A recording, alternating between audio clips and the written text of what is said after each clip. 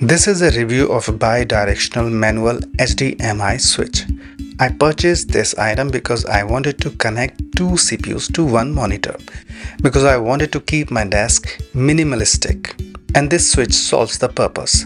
I can use two CPUs with one display monitor, so I don't need to disturb my setup or wiring or things like that. This has two input HDMI slots, number written over it, and one indicator LED, and one main output which connects to the display.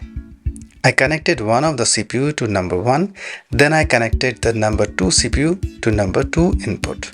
And then this has this switch button to switch between these two display inputs, and this connection goes to the main output, which is connected to the monitor, and this is how this works. My experience with this so far has been really good. It is seamless.